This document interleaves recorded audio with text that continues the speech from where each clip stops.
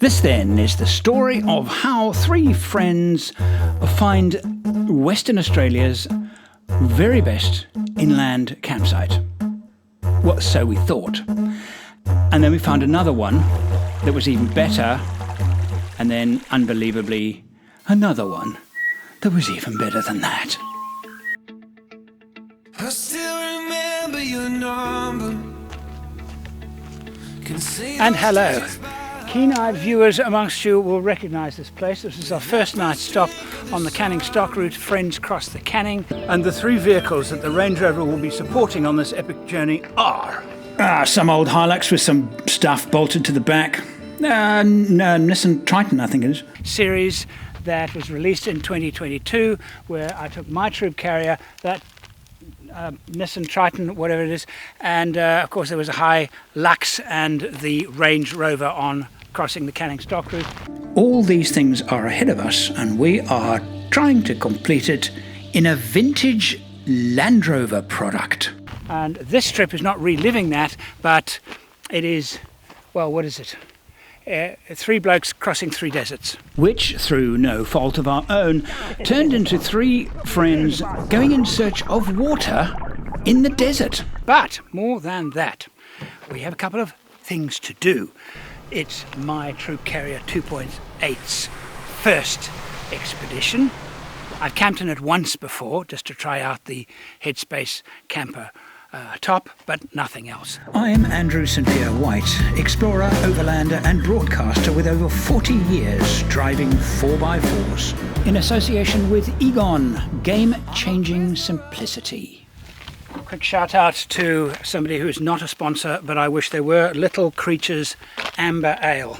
They make a very, very nice light beer, and actually it's one of my, probably my favorite, I haven't had any yet, favourite Australian beer. John? The same John from Friends Cross the Canning series. You feel alive, let's hit the dance floor. Don't work too hard, my break a backbone. Has joined me. Yeah. And these sunglasses are not Australian. They've got a bottle opener on them. Not Australian. Amazing, hey? Amazing that Australians didn't think of it first, but they didn't. This is an American, Martin Painter. Cheers. So good trip. You're out of frame there. Oh, there you go. Tomorrow we will meet with Heiner in his Landcruiser 76 to begin our adventure. Well, good morning to you. If I haven't mentioned it, and I know I haven't because I've only just woken up, you've got to check out our Mongolia special that Gwen and I shot in September. It's now middle of October. Epic show that we did. Absolutely amazing time. And the reason for this cap is that I want to give a shout out to all of the people, many people, generous people that helped me build my 2.8 troop carrier.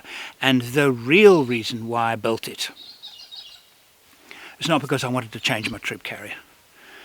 I do have a small wee sense of seller's remorse. The V8 that I built, the grey one, was in so many ways the best overlander I have ever built. This will probably never match that in some respects, but in some ways it's better. As more and more people build Troopies, more and more companies make more and more accessories for them, and those accessories are refined. They get better and they get better and they get better. And of course I can't leave that alone. I have to test them out. But the reason why I have to test them out is that well, I'm restarting my turnkey four-wheel drive build project. I'm going to give you more of that as we get on our show, but it was actually I was thinking about doing it, bought this 2.8 and decided I had to buy a 2.8 because if I did restart the building of turnkey builds for clients, I would have to know the vehicle intimately. And the 2.8 is so similar to the V8, but it's not the same. And I have, if you've been following the series of the builds, hit quite a few snags that I had to overcome. but I have. All of them. And I've also changed the suspension, gone to another level up. I'm sorry to do this to you, but more later. My Landcruiser is equipped with 3 Egon products, both improving its simplicity. It sped up the build time, and it made it very easy for me to create this an incredible rig. And I'm going to highlight one of them right now, the DC hub. It's one place where all of the chargers are connected, all of the batteries are connected.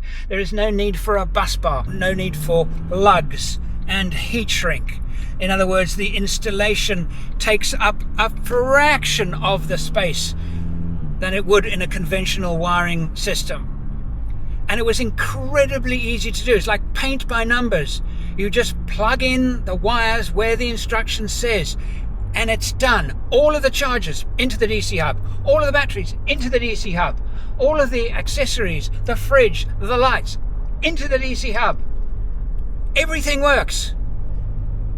It's absolutely revolutionary. And if you are building a rig, you have got to see how easy the Egon DC hub makes building a 4x4, a camper or a caravan. We are in the town of Newman to pick up some last supplies and of course meet up with Heiner in his Landcruiser 76. Easy trip? Easy trip. Check out the map, there it is there. We are now at Newman.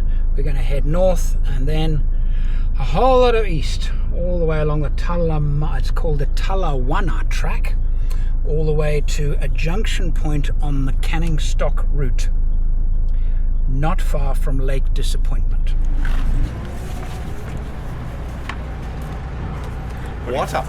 Putting fuel in the water tank or water in the fuel tank? Both. Let's put some water in the Yeah. Yeah, that's where it goes. That's where it goes. To the top, right? Right to the top. No, but I put oil in there until it was full. Okay. That's After the like a good mechanic. Yeah, but no, that's why I can't put any more water in because it's already full It's with full. oil. Yeah, Mo- full. More is better. And we were a long way away from everything. I wanted to make sure I've got all the oil with me. Yeah, carry it all. Yeah. Yeah. So there's a bit of spare in case you need some. My engine's full of it. We'll backfill it with water to get the oil out. Newman is a mining town. Most of the vehicles driving around are mine vehicles. There are huge iron ore mines. Of course, this is the Pilbara, which is basically an enormous slab of iron covering a large portion of the northern part of Western Australia. It is an absolutely vast piece of real estate, and it is a mecca for iron ore mining. So most of the people we're seeing around here get paid very high salaries for working in the mines. It's tough work, a lot of it fly in, fly out from larger centres like Perth. Salaries are very high, which means everything is very expensive. And we're doing the kind of trip that I absolutely love doing, and that is we've drawn a route, and it's yeah, how are we doing today? Yeah, let's do that. Got a bit of spare time? Let's do that little road instead. Yeah, cool. We basically got 2 and a bit weeks to do a trip that we could easily do in 10 days. Maybe 12. Anyway, fantastic. Because there's no schedule, there's no booking. We don't have to be anywhere by any particular time. And that makes it brilliant because it's just...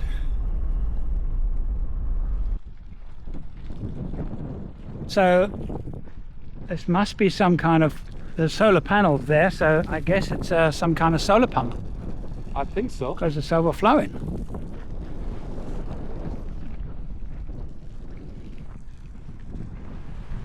I would not drink that stuff like that, but you could probably drink that straight away. Shit, that's nice. Tastes alright too. How often do you find a swimming pool in the desert? Fuck, my boots are so chill. Woo!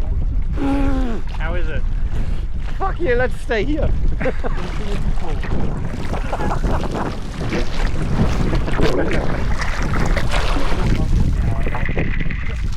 Nice, isn't it? It's very nice. It's really nice. Yeah, it's even better when you jump into the pool.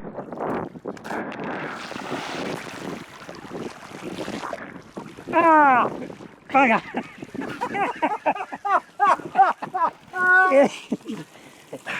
We've been talking to each other over the radio about the magic of this kind of travel, and that you're driving from nowhere to nowhere, and in between you don't really see anything, but you have these brief encounters, experiences like the well, and the idea of being able to do this kind of travel, remote travel, for no specific reason, not necessarily to go to a specific place, just to be in a place where there is nobody. For many people that's a scary thought, but it's what we love about Western Australia. We found a track off the main road, followed it, and I found a nice clearing under some trees. This will do nicely.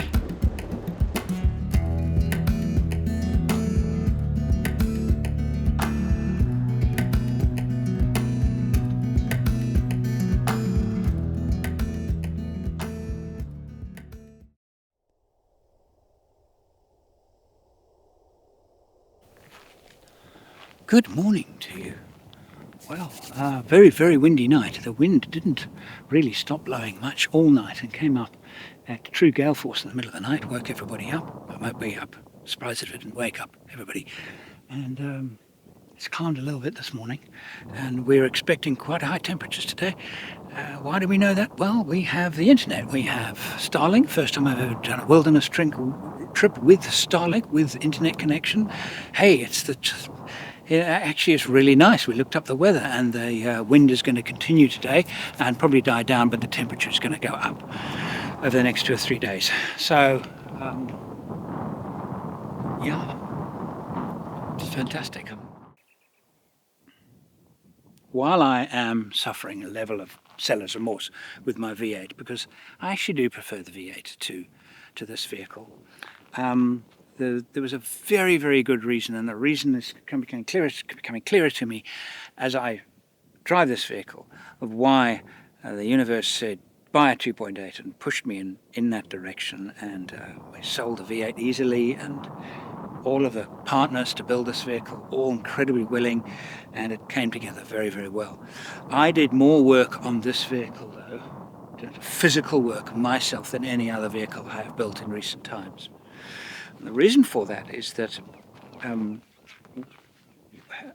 with the plan of building turnkey vehicles for clients, again, it's like I did it before, and the whole idea was I'm building a vehicle where there are no question marks. I know it works because I've built it, and not just built it, I've lived with it, lived out of it, and needs to do that with a 2.8. And with the Troop Carrier, of course, I'm very familiar with it, more than just familiar with Troop Carrier. I consider myself an expert on Troop Carriers. But the 2.8 presented some problems. And there were some new products I wanted to try out, like this Headspace camper conversion. And it looks great, and when we fitted it to the vehicle, you might remember I had this grandiose thing about this cathedral, because it reminded me of a cathedral because it's so big and wide and tall and everything.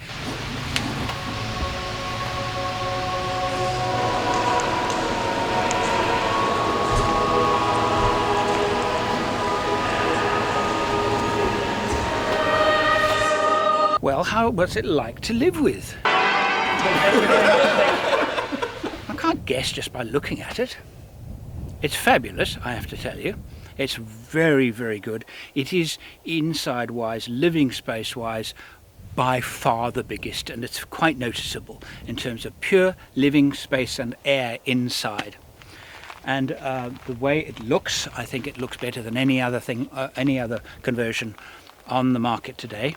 I think it's actually a lot. It's gone, I'm fitting in the Alucab Hercules onto my Africa Troopy, and when I get that, I'll do a comparison between the two, because it's an interesting thing that what they have done, the two designers have done, they've said, okay, we feel this is a priority, and they haven't seen it the same way, which is great, because now you've got two very good products, and while similar, they're not the same. And again, because I've now lived with both, I can actually be able to say to build clients, well, that's what you're going to get out of that, and that's what you're going to get out of that. Which one would you like? What I would prefer is not actually relevant, but my experience is.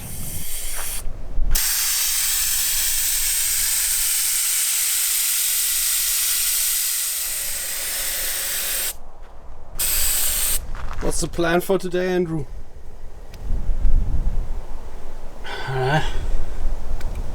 Drive, tell a few jokes. Ah, you're on the camera. You're pointing a camera at me. I better get serious. Drive and tell a few jokes. That could work.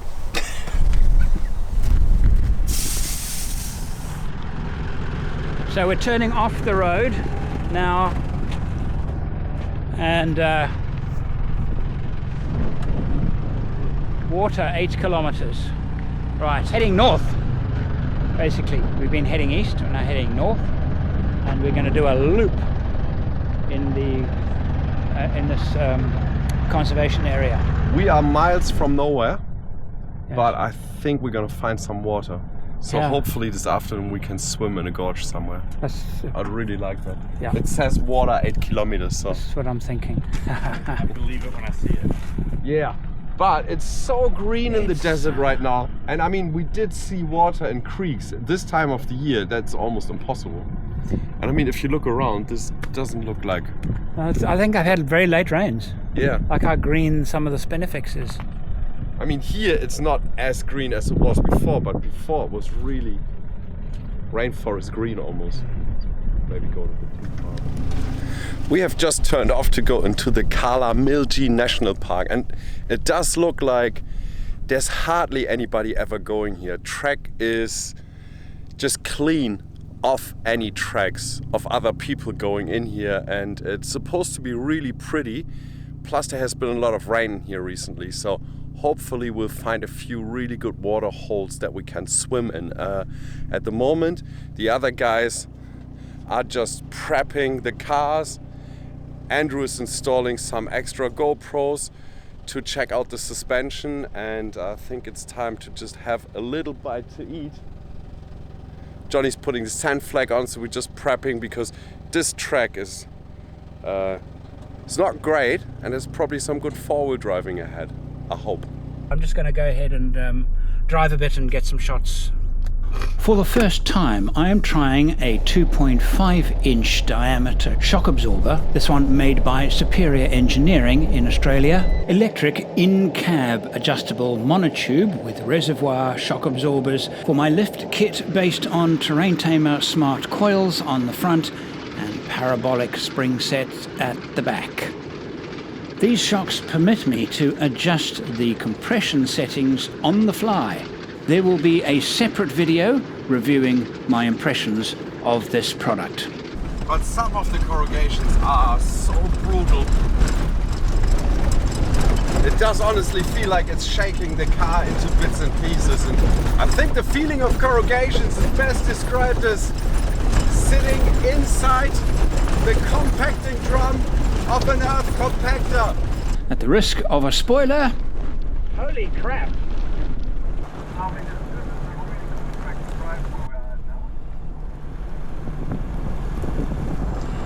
Beautiful, beautiful paint. It's opened up. And by the look of the track, a couple of mud holes. Nobody has driven here in weeks. Certainly since the last rains, and I don't know when they were. Not that long ago, because there is still a fair amount of standing water. But yeah, the chance of us seeing anybody is, I would say, very low. The river must be right there where it's that green.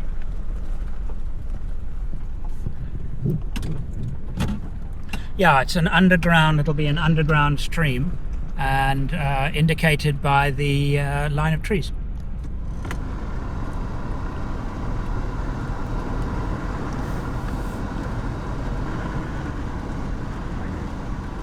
Just checking nav. This is the river, but it is mainly underground river, at least this time of the year. But there must have been water just recently.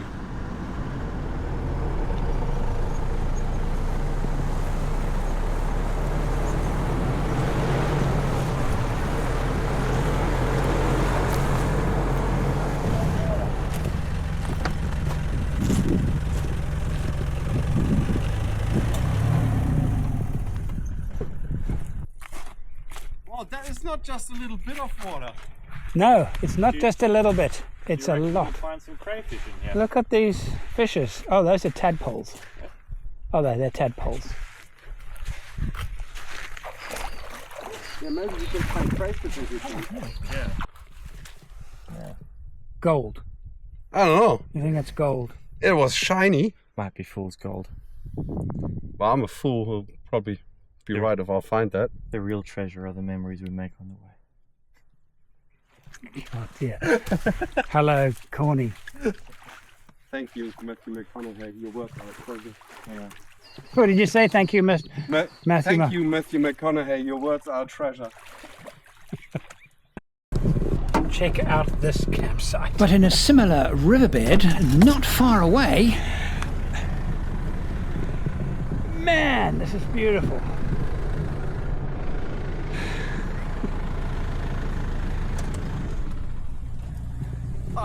Wow. Hey? Wow. Wow! This is so beautiful. Man. I think we found a campsite, hey? Well, yeah.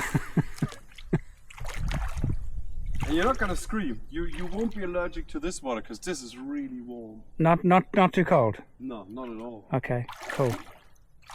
It was worth that rough, terrible bit of road. So It was much. worth it. Look at this as a campsite. I reckon. The awnings are on the other side. Come together to have shade. So the sun is doing what? It's that way, isn't it? So we want the awnings this side, really. Or we can just... Yes, I know what you're saying. Need to do a 360. Oh, 180 would probably be better. No, 360. End up right where we started again. Exactly. Go full circle. Man, we can Bloody. definitely make a fire here. Yeah. And then we can have some nice dinner. One has a fire right on the edge of the water. Like there? There's plenty of food here for them. Climb up the ladder.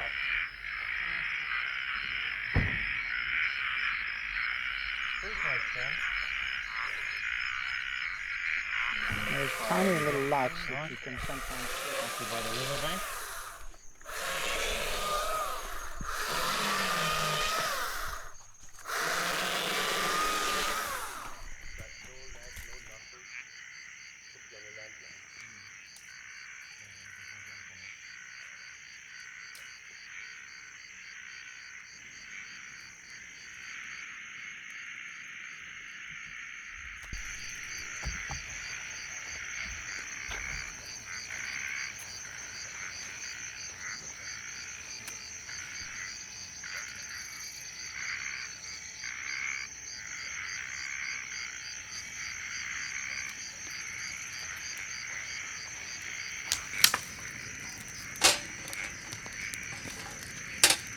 We don't really want to start cooking downwind. Oh, what are we cooking, John? Well, we're going to have some pasta, and then we're going to have it with a nice little side dish of some crayfish, freshly caught out of the river. And what else are we making with that, Hannah? Also some pesto, rocket, tomato, and put some parmesan on top. I think that'd be nice.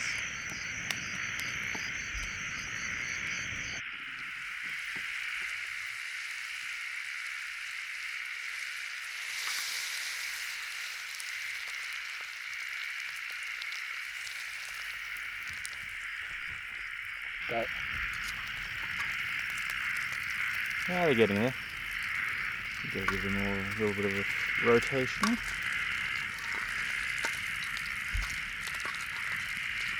Give those a couple more minutes. I think they'll be good. Yeah. Hey, Harry, I watched your show about your burgers and chips. Go suck eggs.